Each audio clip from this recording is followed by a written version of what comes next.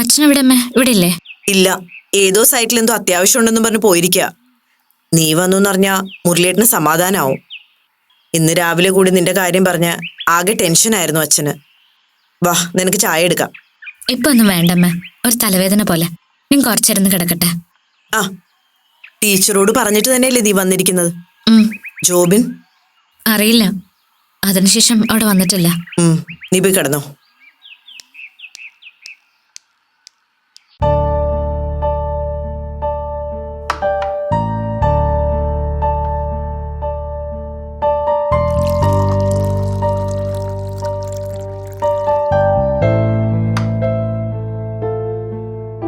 നീ ഫ്രഷ് ആയോ?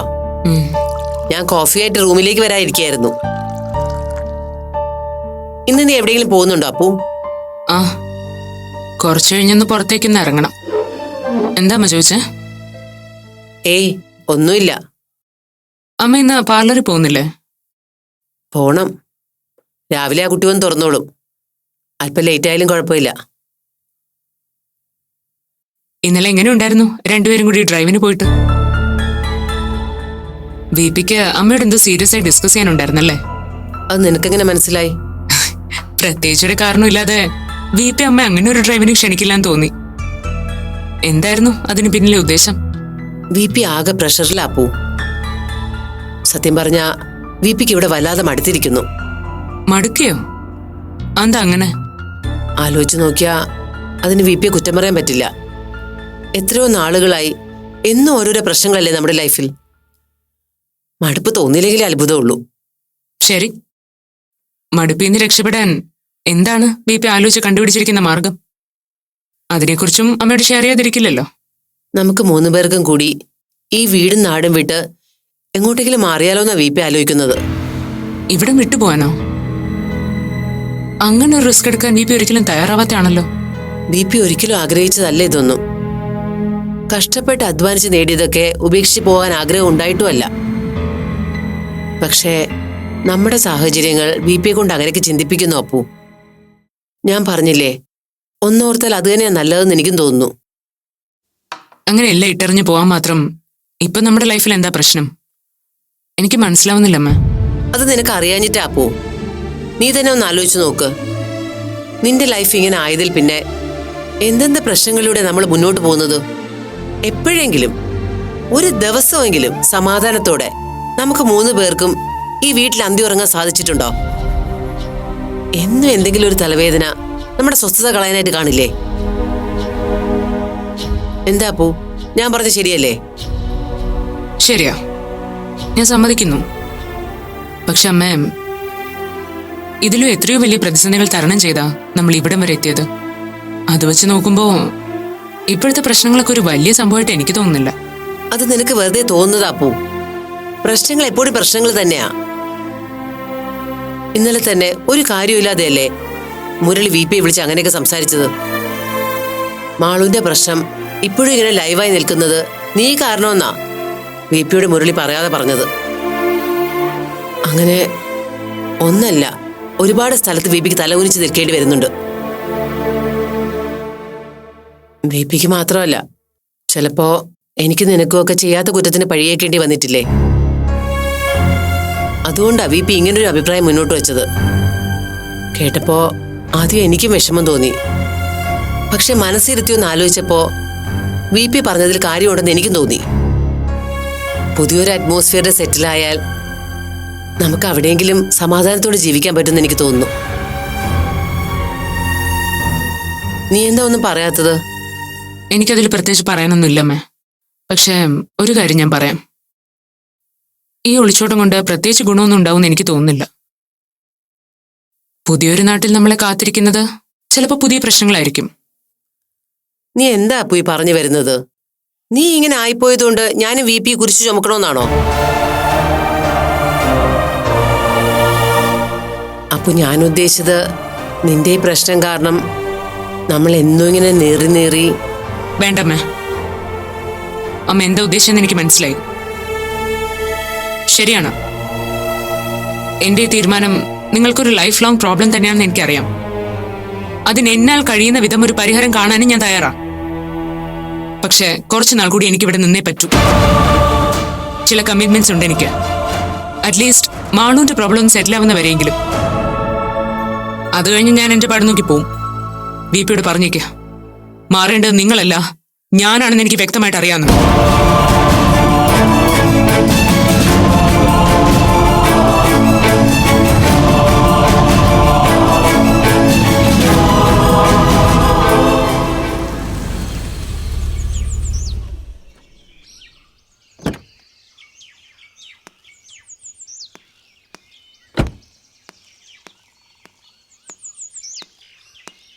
മാളു വന്നിട്ടെവിടെ? അവള് റൂമിലുണ്ട്. കുറച്ചു നേരം കിടക്കുവാന്ന് പറഞ്ഞു. എന്താ അവൾ ഇത്ര രാവിലെ, അതും തനിച്ച്? നീ അതേക്കുറിച്ചൊന്നും ചോദിച്ചില്ലേ? ഇല്ല, ഇന്നലെ നമ്മളെ ഇവിടെ കാത്തിരുത്തിയാല് അവക്ക് നല്ല വിഷമമുണ്ടെന്ന് തോന്നുന്നു. പോരാത്തതിന് ടീച്ചർ എന്തെങ്കിലും പറഞ്ഞിട്ടുണ്ടോ? അതാവും രാവിലെ തന്നെ പോകുന്നത്. അതോ അവിടെ എന്തെങ്കിലും പുതിയ ഇഷ്യൂസ്, ജോബിൻ വരികയോ അങ്ങനെ എന്തെങ്കിലും? ഇല്ല, അതിനുശേഷം വന്നിട്ടില്ലെന്ന് അവള് പറഞ്ഞത്. അവൻ എവിടെയുണ്ടെന്ന് അറിഞ്ഞതായി വല്ലതും പറഞ്ഞോ? വന്നുടനെ ഓരോന്ന് കുത്തി ചോദിച്ച് അവളെ മൂഡ് ഓഫ് ആക്കണ്ടെന്ന് വിചാരിച്ചു. അങ്ങനെയുള്ള ഇഷ്യൂസ് ഒന്നും ഉണ്ടാവില്ലായിരിക്കും. ഏതായാലും ആളിങ്ങി വന്നല്ലോ. ഇനി അവിടെ പോയി അതിന്റെ പേര് ഒരു സീൻ ഉണ്ടാക്കണ്ടല്ലോ. അത്രേ ആശ്വാസം. അവക്കും തോന്നിയിട്ടുണ്ടാവും ഇനി അവനെ കാത്തിരിക്കുന്നത് വെറുതെയാന്ന്. ചിലപ്പോ അങ്ങനെയാവാം. ഒന്നെങ്കിൽ ആ ഡോക്ടറിന്റെ കൂടെ അവരൊരുമിച്ച് താമസം തുടങ്ങിയിട്ടുണ്ടാവും. അല്ലെങ്കിൽ മാളുവിനെ ടീച്ചറിനെ വിളിച്ച് ഇനി തന്നെ ആരും കാത്തിരിക്കണ്ടെന്ന് വല്ല സൂചനയും നൽകിയിട്ടുണ്ടാവും. പക്ഷെ മുരളിയേട്ടാ, എനിക്കൊരു സംശയം. അവള് വന്നത് സ്ഥിരമായിട്ട് ഇവിടെ നിൽക്കാനല്ലെന്ന് തോന്നുന്നു. അതെന്താ അങ്ങനെ? ഡെയ്സി ടീച്ചറിന്റെ അവിടുന്ന് അവള് ബാഗൊന്നും ഇല്ലാതെയാ വന്നിരിക്കുന്നത്. ടീച്ചറിനോട് പറഞ്ഞിട്ടാണോ വന്നേന്ന് ഞാൻ ചോദിച്ചു. അതേന്ന് അവള് പറഞ്ഞു. പക്ഷേ അവക്കെന്തോ ഒരു പന്തികേടുണ്ട്. മുരളിയേട്ടനൊന്ന് സംസാരിച്ചു നോക്ക്. വരട്ടെ, ഇപ്പൊ വേണ്ട അശ്വതി. കുറച്ചു നേരത്തേക്ക് നമ്മളായിട്ട് ചോദ്യമോ പറച്ചിലോ ഒന്നും വേണ്ട. അവളായിട്ട് എന്തെങ്കിലും പറയുമോ നോക്കാം. പിന്നെ ഒരു കാര്യം, തിരിച്ചു പോകാൻ അവൾക്ക് വല്ല ഉദ്ദേശം ഉണ്ടെങ്കിൽ ഒരു കാരണവശാലും നീ അതിന് അനുവദിക്കരുത്. അങ്ങനെ എന്തെങ്കിലും ഉണ്ടെങ്കിൽ നീ എന്നെ വിളിച്ചാൽ മതി. ഞാനിന്ന് ഓഫീസിൽ തന്നെ ഉണ്ടാവും ഫുൾ ടൈം. ഞാൻ ഇങ്ങെത്തിക്കോളാം. അമ്മയോടും പറയണം വീട്ടിൽ തന്നെ ഉണ്ടാവണമെന്ന്. നീ ബ്രേക്ക്ഫാസ്റ്റ് എടുത്തേ, എനിക്ക് പെട്ടെന്ന് ഓഫീസിൽ എത്തണം. വാ.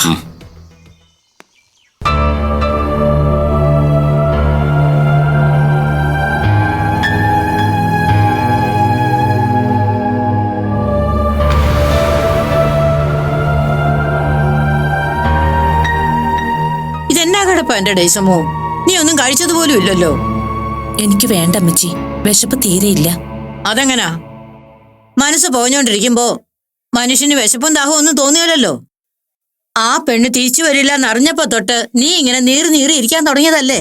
ദേ, പറയുമ്പോ നിനക്ക് ഇഷ്ടമാകത്തില്ലെന്ന് എനിക്കറിയാം. എന്നാലും നിന്റെ ഇരിപ്പ് കാണുമ്പോഴേ പറയാതിരിക്കാനും തോന്നുന്നില്ല. അവള് സുമനസാല ഇവിടുന്ന് ഇറങ്ങിപ്പോയതല്ലയോ ഡേസമ്മ? അല്ലാതെ നമ്മളിവിടുന്ന് അടിച്ചിറക്കി വിട്ടതൊന്നും അല്ലല്ലോ. അവൾ അവളുടെ വീട്ടിൽ പോയി നിൽക്കുന്നു. ഇന്നോ നാളെയോ നോക്കിയിട്ട് തിരിച്ചു വന്നില്ലെങ്കിൽ ആ ബന്ധം അങ്ങനെ അങ്ങ് അവസാനിച്ചു എന്ന് കരുതി നീ അങ്ങ് സമാധാനിക്കണം. അങ്ങനെ സമാധാനിക്കാനായിരുന്നെങ്കിൽ എനിക്ക് ഇത്രയൊന്നും ആലോചിക്കേണ്ട കാര്യമില്ലായിരുന്നല്ലോ അമ്മച്ചി.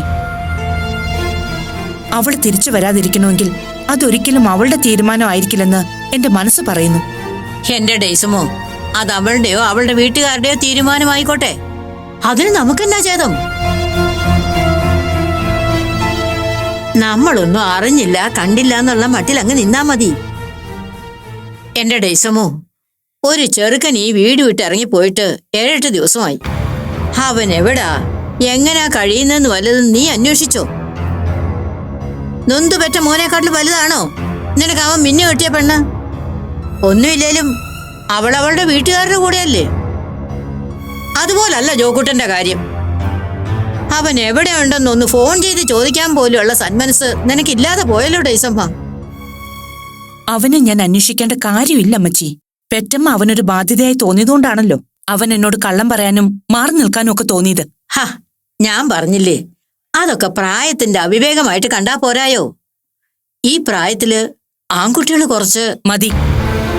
പ്രായത്തിന്റെ അഹമ്മതി കാണിക്കാനല്ല ഞാൻ അവനെ വളർത്തിയത്. അവന്റെ പപ്പയുടെയും മമ്മിയുടെയും ജീവിതത്തില് കുറച്ച് മൂല്യങ്ങളുണ്ടായിരുന്നു. മറ്റൊന്നുമില്ലെങ്കിലും ജീവിതത്തിൽ നേരും നിറയും മറക്കരുതെന്ന് വാശിയുള്ള ഒരു മനുഷ്യന്റെ മകനാണ് അവൻ. അതവൻ മറന്നെങ്കിലേ അവൻ അവന്റെ പപ്പയെ മറന്നു എന്നർത്ഥം. അങ്ങനെ ഒരു മകനെ എനിക്ക് ആവശ്യമില്ല അമ്മച്ചി. എന്നെങ്കിലും അവന്റെ പപ്പയും മമ്മിയും അവനെ പഠിപ്പിച്ച ജീവിതമാണ് അവന് വലുതെന്ന് മനസ്സിലാവുമ്പോ അവൻ തിരിച്ചു വന്നോളൂ. അല്ലാതെ അവനു വേണ്ടി ഞാൻ കാത്തിരിക്കില്ല. അതിന് എത്ര നാൾ കഴിഞ്ഞിട്ടാണെങ്കിലും.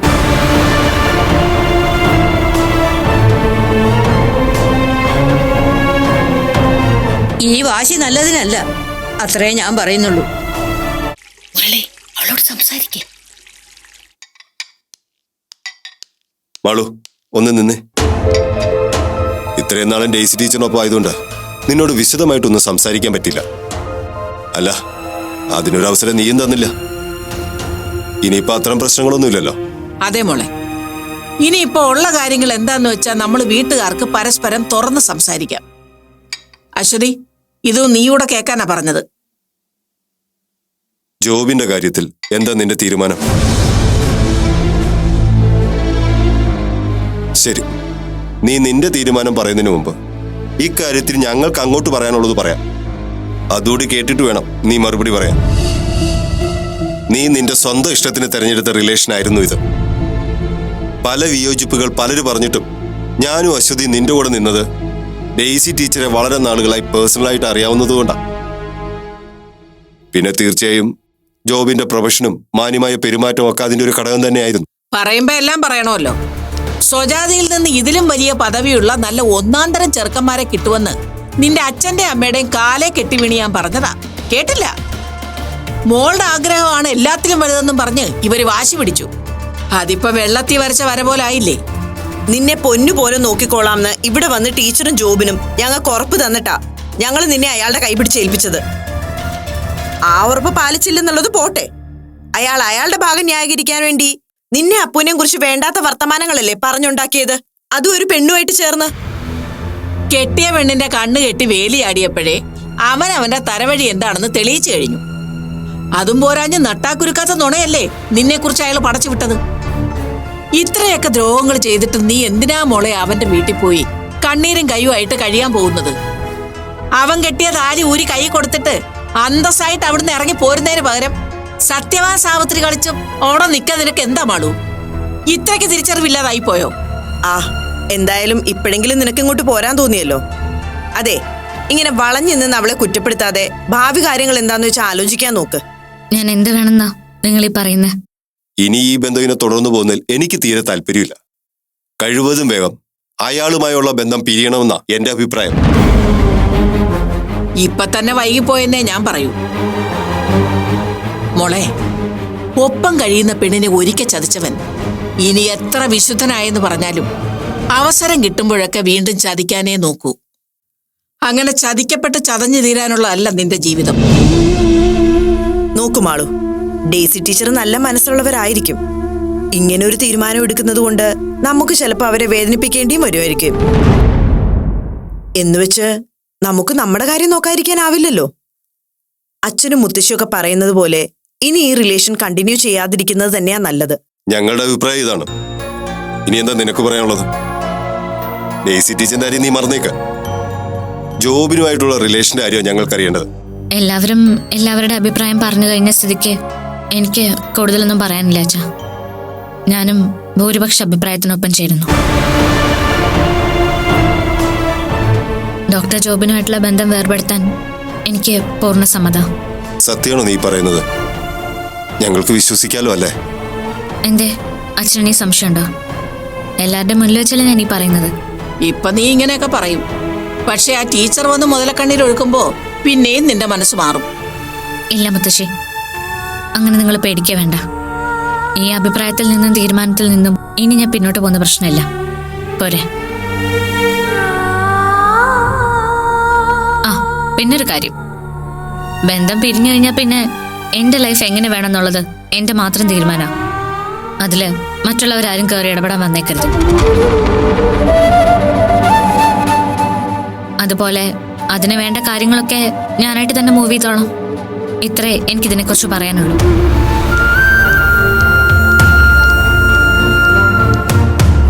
അതെന്താ മുരളിയിട്ട് അവൾ അങ്ങനെ പറഞ്ഞത്?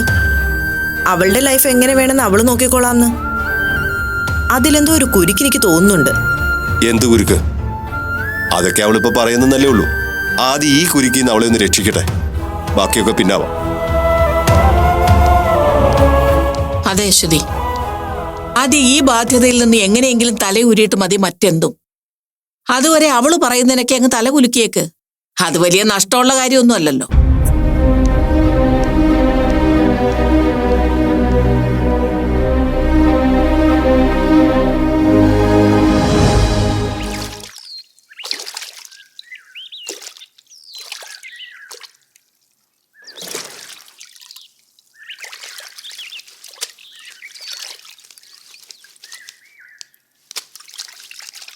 ബിപി, ഞാൻ ഇറങ്ങാം. ഞാൻ പറഞ്ഞ കാര്യം അപ്പനോട് പറഞ്ഞോ താൻ? സംസാരിച്ചു. ആ കൂട്ടത്തില് അറിയാതൊരു അബദ്ധം നാവിന്ന് വീഴുകയും ചെയ്തു. അപ്പനത് വല്ലാതെ ഫീലായി. എന്തുപറ്റി? അപ്പുവാണ് എല്ലാത്തിനും കാരണമെന്ന മട്ടിൽ ജീവിതകാലം മുഴുവൻ ഈ കുരിശ് ചുമക്കണമെന്ന് ഞാൻ അറിയാതെ ചോദിച്ചു പോയി. ആക്ച്വലി ഞാൻ അങ്ങനെ ആയിരുന്നില്ല ബിപി ഉദ്ദേശിച്ചത്. അപ്പോഴത്തെ ഇമോഷനില് അതൊരു വാവിട്ട വാക്കായിപ്പോയി. അപ്പനോട് പ്രത്യേകിച്ച് ഇങ്ങനെയുള്ള കാര്യങ്ങൾ പ്രസന്റ് ചെയ്യുമ്പോൾ താൻ കുറെ കൂടി കെയർഫുൾ ആവണം ഗീത. ആ പോട്ടെ, ഇനിയിപ്പോ പറഞ്ഞിട്ട് കാര്യമില്ലല്ലോ. താൻ ഏത് സെൻസിലാ ഉദ്ദേശിച്ചതെന്ന് അപ്പന് മനസ്സിലായിട്ടുണ്ടാവും. അതിരിക്കട്ടെ. നമ്മുടെ പ്ലാനിനെ പറ്റി പറഞ്ഞപ്പോ എന്തായിരുന്നു അപ്പന്റെ റെസ്പോൺസ്? പോസിറ്റീവ് ആയിരുന്നല്ലോ അല്ലേ? അങ്ങനെ പറയാൻ പറ്റില്ല ബിപി. അപ്പൂന് അങ്ങനെ ഒരു ഷിഫ്റ്റിംഗ് ഇപ്പൊ താല്പര്യമില്ലാത്ത മട്ടിലാണ് പ്രതികരിച്ചത്. അങ്ങനെ ഒരു ഒളിച്ചോട്ടത്തിന്റെ ആവശ്യം എന്താണെന്ന് അപ്പൂന്റെ ചോദ്യം. ഒളിച്ചോട്ടോ? അതിന് ഇതൊരു ഒളിച്ചോട്ടാണെന്ന് ആര് പറഞ്ഞു? മനുഷ്യൻ മനസ്സമാനത്തോടെ ജീവിക്കാൻ ഒരു പുതിയ സ്ഥലം തേടുന്നു. അതങ്ങനെ ഒളിച്ചോട്ടാവുന്നു? എനിക്കറിയില്ല വി പി. അപ്പൂന്റെ വേർഷൻ അങ്ങനെയാ. അതുകൊണ്ടാ വി പി തന്നെ നേരിട്ട് ഈ കാര്യം അപ്പൂനോട് പ്രസന്റ് ചെയ്യാൻ ഞാൻ പറഞ്ഞത്. ശരിക്കും അതായിരുന്നു നല്ലത്. ഞാൻ പറഞ്ഞു തുടങ്ങിയപ്പോ തന്നെ എല്ലാം അബദ്ധമായി പോയത് കണ്ടില്ലേ? അതൊന്നും സാരമില്ല. ഏതായാലും എന്റെ പ്ലാൻ കമ്മ്യൂണിക്കേറ്റ് ചെയ്തല്ലോ. ഇനി എങ്ങനെയെങ്കിലും താൻ അതൊന്ന് അപ്പൂനെ കൊണ്ട് സമ്മതിപ്പിച്ചെടുക്കണം. എനിക്കതിന് കഴിയുമെന്ന് തോന്നല്ലേ വി പി? ഞാൻ പറഞ്ഞ പിന്നെ അപ്പോ അത് സമ്മതിക്കുന്നു തോന്നുന്നില്ല. ഞാനെന്നല്ല, വി പി പറഞ്ഞാൽ കൂടി അപ്പോ ഉടനെ ഒരു ഷിഫ്റ്റിങ്ങിന് വില്ലിങ് ആവും തോന്നുന്നില്ല. എന്തുകൊണ്ട് വില്ലിങ് ആവില്ല? ഇനി ഈ നാട്ടിൽ നാണം കെട്ടി ജീവിക്കാനാണോ അപ്പൂന്റെ ഉദ്ദേശം? മാളുവിന്റെ കാര്യത്തില് അപ്പൂന് ചില കമ്മിറ്റ്മെന്റ്സ് ഒക്കെ ഉണ്ടെന്നാ പറയുന്നത്. അത് കഴിഞ്ഞാൽ സ്വന്തം കാര്യം നോക്കി എങ്ങോട്ടാന്ന് വെച്ചാൽ പൊയ്ക്കോളാന്ന് അപ്പു പറയുന്നത്. എന്ത് കമ്മിറ്റ്മെന്റ്? Nothing doing. അങ്ങനെ ഒരു കമ്മിറ്റ്മെന്റ്സിന്റെയും സെന്റിമെന്റ്സിന്റെയും കാര്യം മാളുവിന്റെ വിഷയത്തിൽ ഇനി വേണ്ട. അപ്പു ആ പ്രശ്നത്തിൽ കൂടുതൽ ഇൻവോൾവ് ആവും തോറും മറ്റുള്ളവരുടെ കണ്ണിൽ കരടാവുകയുള്ളൂ. അപ്പു മാത്രമല്ല, നമ്മളും. മറ്റുള്ളവരുമായി ഇപ്പോൾ ഉള്ള റിലേഷൻ പോലും വഷളാകാനെ അത്ര എടുത്തുചാട്ടം കൊണ്ട് ഉപകരിക്കൂ. അതിലും എത്രയോ ഭേദമല്ലേ ആരും തിരിച്ചറിയാത്ത ഏതെങ്കിലും നാട്ടിൽ ചെന്ന് അവനവന്റെ കാര്യം നോക്കി ജീവിക്കുന്നത്. ഇതൊക്കെ എനിക്ക് മനസ്സിലാവും വി പി. പക്ഷെ അതുകൊണ്ട് എന്ത് കാര്യം? മനസ്സിലാക്കേണ്ടതും സമ്മതിക്കേണ്ടതും അപ്പു തന്നെയല്ലേ? അതുകൊണ്ട് വി പി തന്നെ അപ്പുവിനോട് നേരിട്ട് ഇതേക്കുറിച്ച് സംസാരിക്കുക. അതാ നല്ലത്. ഞാനൊന്ന് പുറത്തു പോയിട്ട് വരാമേ. അപ്പോ ഒന്ന് നിന്നേ. ഞാനൊരു കാര്യം ഗീതയോട് പറഞ്ഞിരുന്നു നിന്നെ അറിയിക്കാൻ. അതിന് നിന്റെ ഭാഗത്തുനിന്ന് അത്ര നല്ല റെസ്പോൺസ് അല്ല കിട്ടിയതെന്ന് ഗീത പറഞ്ഞു. അതിനുള്ള കാരണവും ഞാൻ അമ്മയോട് പറഞ്ഞിരുന്നല്ലോ. ഞങ്ങൾ അറിയാത്ത വിധം എന്ത് കമ്മിറ്റ്മെന്റ്സാ നിനക്ക് മാളുവിനോടുള്ളത്? പറയപ്പോ. നിങ്ങൾക്കറിയാവുന്ന കാര്യങ്ങളെക്കുറിച്ചുള്ള കമ്മിറ്റ്മെന്റ്സ് എനിക്ക് മാളുമായിട്ടുള്ളൂ. പക്ഷെ അതിൽ നിങ്ങൾ വേണ്ട വിധം അറിയാതെ പോയതും മനസ്സിലാക്കാതെ പോയതുമായ ചില കാര്യങ്ങൾ കൂടിയുണ്ട് വി പി. അതിൽ പ്രധാനപ്പെട്ട ഒന്ന് മാളുവിന്റെ മനസ്സ് തന്നെയാണ്. അതറിയാവുന്നുണ്ടാ എനിക്ക് അവൾക്കൊപ്പം നിൽക്കേണ്ടി വരുന്നത്. സമ്മതിച്ചു. നിന്നെ പോലെ മാളുവിനെ മനസ്സിലാക്കാൻ ഞങ്ങൾക്ക് കഴിഞ്ഞിട്ടില്ല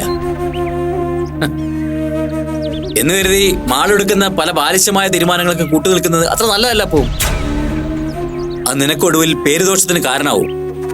മാളുവിനൊപ്പം നിന്നതുകൊണ്ട് എനിക്കുണ്ടാവുന്ന ചീത്തപ്പേരിൽ ഞാൻ ഒട്ടും ബോധേഡല്ല വി പി. ഞാനത് തീർത്തും അവഗണിക്കുന്നു.